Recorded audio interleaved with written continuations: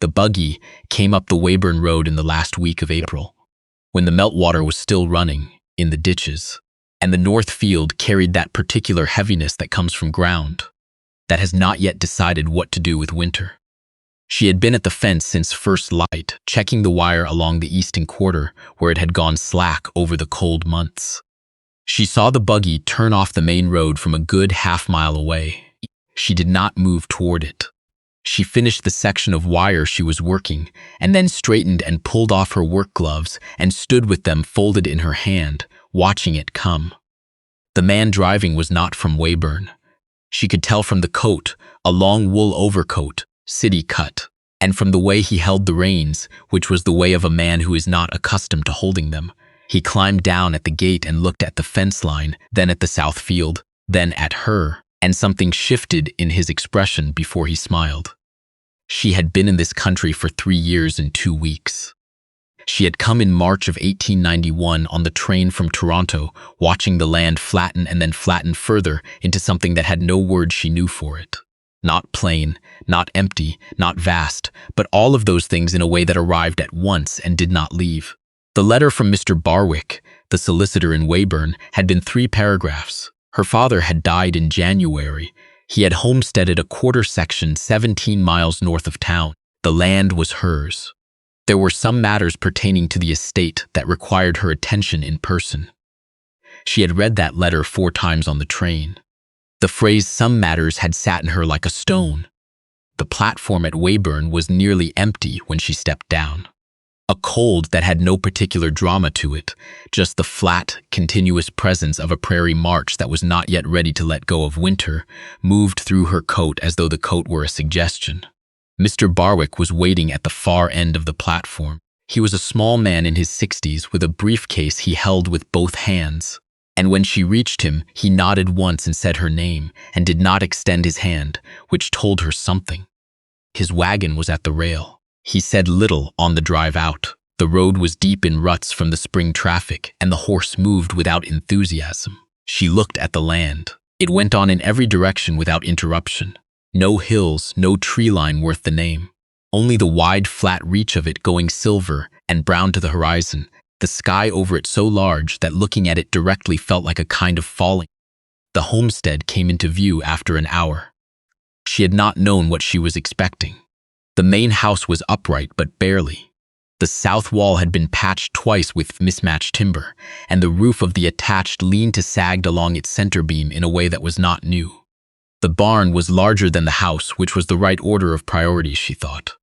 The corral held 2 horses and a cow. The fence along the near field had been repaired recently on one side and not on the other. Mr. Barwick helped her down from the wagon and stood with his briefcase and did not say anything while she looked. She said, "Where is the debt?" He opened the briefcase on the hood of the wagon and laid out the papers. $1,100 owed to the Dominion Bank in Weyburn, interest accruing. The cedar in the barn had been purchased on credit the previous spring and had broken in August. The crop that year had been partial. Her father had been sick before the harvest and had not hired enough help, and some of what was in the field had not come in. She stood in the yard with the papers in her hands and the cold working through her sleeves and read each page twice. Then she said, "You mentioned there were matters pertaining to the estate." Mr. Barwick reached into his briefcase a second time and produced a second folder. He had the manner of a man who has been waiting to do this and is not entirely certain how it will be received. The land claim, he said, had been registered in 1887 under her father's name. In September of 1892, 4 months before he died, he had filed an amendment with the Dominion Lands Office. He had added her name to the registration, not as a beneficiary, as a co-registrant. She asked him to explain the difference. He did. A beneficiary received a property after death subject to any debts attached to it. A co-registrant held the title jointly, with all rights of ownership, at the moment of registration. She asked him to say that again. He said, "The land has been legally yours since September. The debt is attached to the estate, not to the title." She stood with the papers and looked at the barn roof and the fence line and the 2 horses in the corral. She thought about the phrase, "some matters requiring attention." She said he knew he was dying in September. Mr. Barwick said yes, he believed so. She folded the papers along their existing creases and placed them in her coat pocket. She thanked him. She asked about the horses, and he told her what he knew. She asked about the water situation, and he pointed toward a well casing near the east fence. She asked about the nearest neighbor, and he said there was a man who had taken the half-section to the north in 1889, and another family 3 miles west. She thanked him again. He drove back to Weyburn. She went into the house. The first winter was the one she had not prepared for in any way that mattered. She had prepared for the debt. She had prepared in the abstract way you prepare for things you cannot yet see fully, for being alone. She had not prepared for the cold. Not the fact of it, which she had known intellectually, but the specific and sustained quality of it, the way it came through every gap in the house, and settled in the floor and sat in the walls and was simply there, permanently and without interest, from October through to the second week of April. She had not prepared for the isolation that was different from loneliness, a condition of the landscape more than of company, the particular silence of a prairie winter, which was not empty but full of wind and the creaking of the house and the slow patience of animals that have made their accommodation with it. She learned the land the way you learn something when you have no choice but to, by being in it every day in all weathers without the luxury of choosing otherwise. She learned which fence posts had heaved in the freeze and needed resetting in spring. She learned the particular way the north horse moved when the temperature was dropping quickly, a tightening through the shoulders, a reluctance at the gate. She learned the cedar. She took it apart in the barn over 3 evenings with a lamp, and the manual she found in the desk, and the tools her father had kept in a wooden crate beneath the workbench. And she understood what had sheared and why, and what it would take to fix it. She found the account book in the desk as well. The figures went back 6 years. She sat with it at the kitchen table for 2 evenings and understood the shape of things. The debt had been growing since 1889, manageable in a good year, difficult in a drought year, and the last 2 years had been drought years. Her father had been careful, which meant the damage was contained but not small. She began in the way of someone who has decided on a direction to plan. The fence on the east quarter failed in the second week of December, which she had not planned for. 3 posts had gone soft at the base from standing water all autumn. She had noticed them in October, but had not had the materials to address them, and the ground had frozen before she could. The wire went slack, and then went down in a windstorm that came off the north without announcement, and the 2 horses and the cow walked through the gap and stood in the field on the other side, looking back at her with the mild interest of animals who have not gone anywhere in particular, but are now somewhere new. She got them back. That took the better part of a morning. The posts took longer. She had wire but not timber, and the ground was frozen past the point of easy work, and the mallet she had was heavier than was comfortable for the work, and she used it anyway. He came from the north. She saw him at the edge of the field before she heard him, a man on a horse with a wagon behind him, moving at a deliberate pace across the open ground. She stopped working and watched him approach the way you watch anything moving toward you on open land, without expression, waiting to understand what it is. He stopped at a distance that was neither close nor far. The wagon had timber in it, fence rails, rough cut, still pale at the ends where they had been split. He said he had extra from a project he had finished, and she was welcome to them if she had use. She said she had use. He climbed down and unloaded them himself. She did not offer to help because she was holding the wire, and because she was not yet certain what the offer cost. He set the rails in a line along the fence, stacked them neatly, got back onto his horse, and left the way he had come. She watched him until the distance made him small. Then she set the posts. The fence held through February. In March, when the ground began to soften, she drove into Weyburn to see Mr. Barwick. She brought the account book and her own figures, which she had been keeping since October is a separate ledger she had found in the house. She set them on his desk and sat with her hands folded. She wanted to understand, she said, what the railway was doing with the section east of the North Quarter. Mr. Barwick looked at her over his papers. He said the Canadian Pacific had been running survey lines through the district the previous summer. There was talk of a branch line. She said, "What would a right-of-way easement across the north edge of this property be worth to them?" He was quiet for a moment. Then he said he did not know exactly, but he could find out. She said she would appreciate that. She drove home through the mud and spent the rest of March preparing the south field. There was a man named Hadley who farmed a section 2 miles south and was known in town to be always looking for additional ground.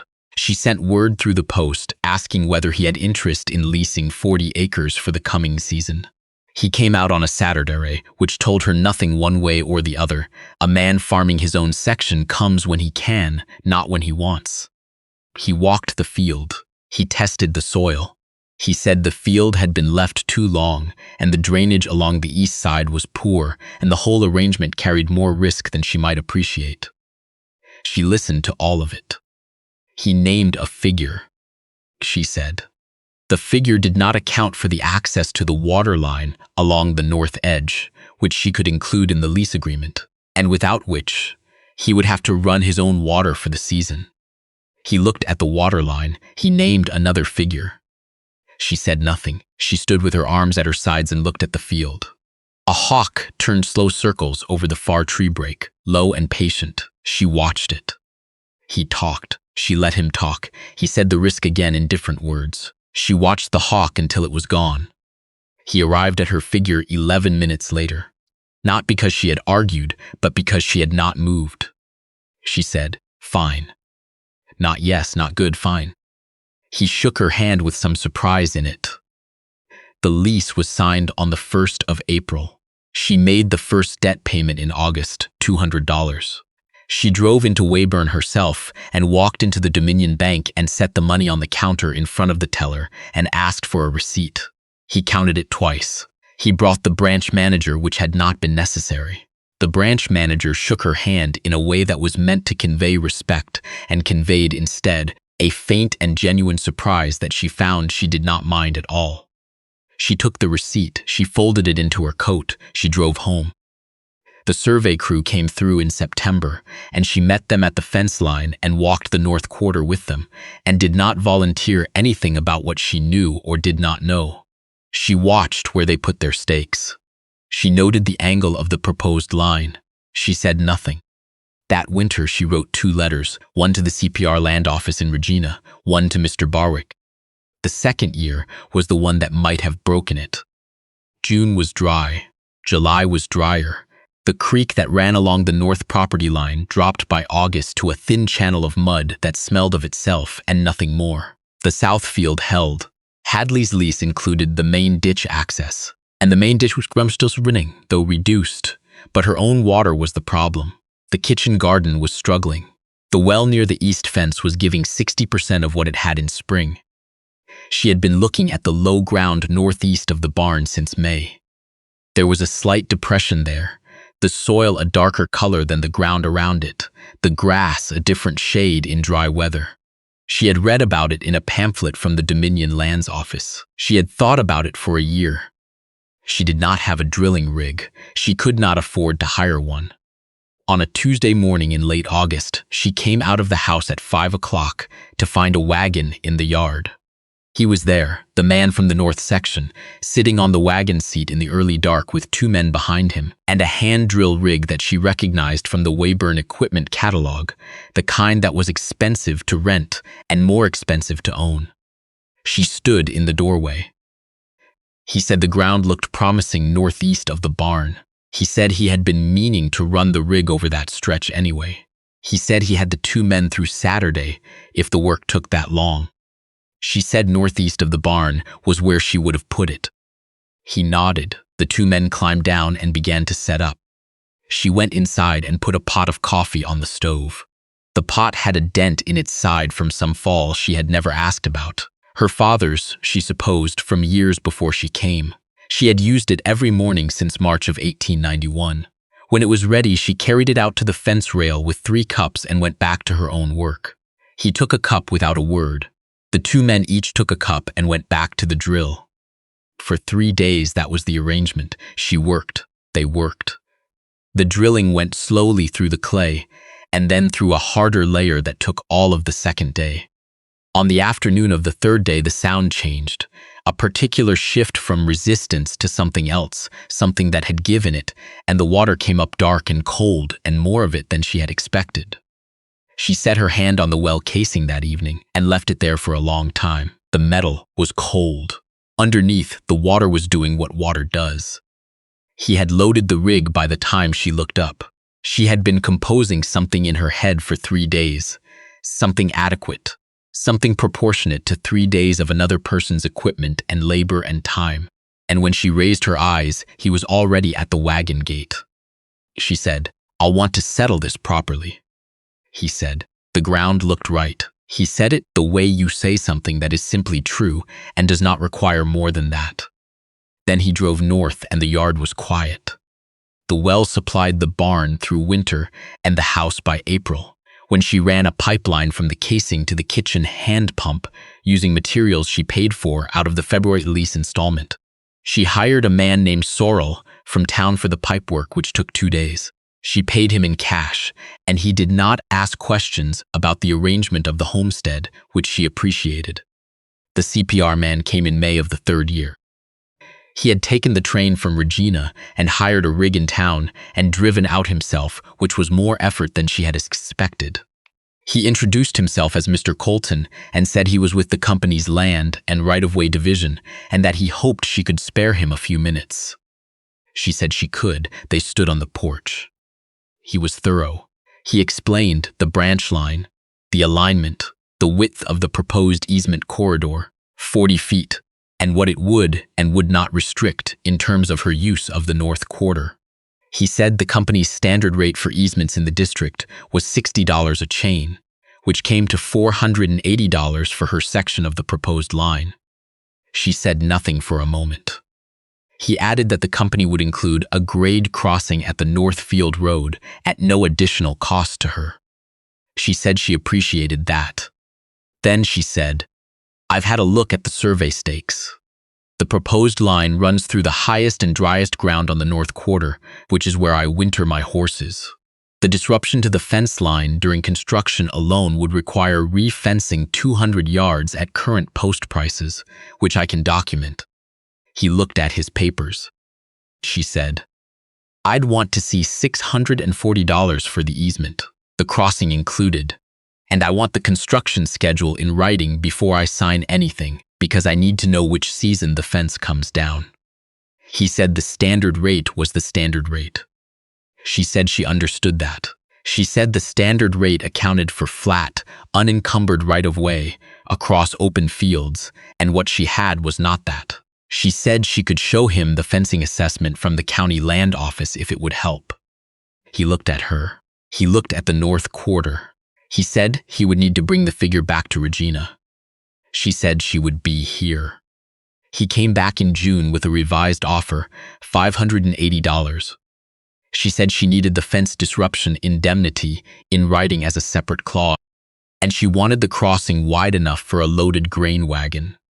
He wrote for a moment in his notebook, then he said 610, with the clause and the crossing width as specified. She said, "Agreed." She signed the easement papers on a Thursday afternoon on the kitchen table with Mr. Barwick witnessing. The advance payment came by bank draft 12 days later. She drove into Weyburn and deposited it, and then walked down the street to the Dominion Bank and paid the remaining balance on the debt in full, $640, plus the interest that had accrued, which she had calculated herself, and which was $12 less than the bank's figure. And when she pointed that out, the teller rechecked his arithmetic and corrected the number. She took the receipt. She folded it once and placed it in her coat pocket beside the one from August of the year before. She walked out into the June afternoon, which was warm in the particular way of a Saskatchewan June, the heat still clean, not yet the pressed-down weight of July, and she stood on the boardwalk for a moment and then walked back to the wagon. Now it was April of the third year, and the man from the buggy was walking toward her from the gate. He introduced himself by name and company and said he had come up from Winnipeg to talk about the property. She said she would hear him. They stood on the porch because she did not invite him inside. He was a careful speaker. He talked about the railway branch line and what it would do to land values in the district. He talked about the development coming north from Weyburn. He said what she had accomplished here was remarkable, and she believed he meant the word honestly, and she also understood it was being used. He said that a woman alone, without family in the territory, who had come to a failing homestead and cleared its debts, deserved the opportunity for an easier life. He said the word security once. He said comfort twice. Then he said $8,000. He let it sit. She thought about the south field, the wheat stubble standing pale in October, the way the soil had darkened with 3 years of working. She thought about the well northeast of the barn, the cold metal of the casing under her hand in the evening. She thought about the railway easement papers in the desk, the construction schedule in writing, the notation about which fence posts to keep. She said, "I'll tell you what I'll consider." He looked up. She said, 40 acres of the south field, the road frontage portion, at a figure that reflects what the branch line will do to its value, not what it's worth today, what it will be worth in 2 years when the line is running. He said that was a speculative valuation. She said she was aware of that. He said, "What figure are you thinking?" She named one. He was quiet for a moment. Then he said the figure was aggressive. She said the figure was what the land would be worth. She said he was welcome to wait 2 years and pay more, or to pay what she was asking now. He looked at the south field. He looked at the railway stakes along the north quarter. He looked at her. He said he would need to wire his partner in Winnipeg. She said she would be here. He came back the following Monday with her figure. She signed the papers for the south parcel on a Wednesday, with Mr. Barwick present. The payment came by draft at the end of the month. She placed it in the bank and noted the new balance in her account book, and then sat for a while at the kitchen table with the book open and the lamp lit. She had 60 acres south, the full north quarter, the barn, the house, the 2 wells, the easement agreement that would bring a grade crossing to her road by June. She had Hadley's lease running into a 4th season at the revised rate, and the cedar she had repaired herself standing clean in the barn. It was enough to be more than enough. She walked the fence line on the first clear morning in November, east along the boundary, the frost light on the ground, the cattle moving slow on the north pasture. The sky was the particular shade of pale blue that came in November just before the gray settled in for the season, and the light across the field had the long quality of late-year light, stretching everything thin and clean. She saw him before she heard him. He was moving along his own north fence line a quarter-mile away, going the same direction she was, east toward the corner stake. He had a post bar over one shoulder and was stopping every few posts to check the tension on the wire. The same work she was doing, the same directions. She did not call out. He did not look up. They moved together like that for a while, each on their own ground, each doing their own work, the distance between them constant and the direction the same. The morning was still enough that she could hear the sound of his bar striking the frozen ground, faint and clear whenever he stopped to set a post. At the corner stake, she stopped and turned and looked back over what 3 years had made. The south field, smaller now but tended, the north pasture with its cattle, the barn roof she had patched in year 2 and patched again in year 3, in a way that would hold. The well casing northeast of the barn, the marker post she had set herself. The railway stakes along the north edge, waiting for spring. She looked east. He had reached his own corner stake and stopped. He set the post bar down and straightened and looked north across his section for a moment. Then he turned and saw her standing there. He did not wave, she did not wave.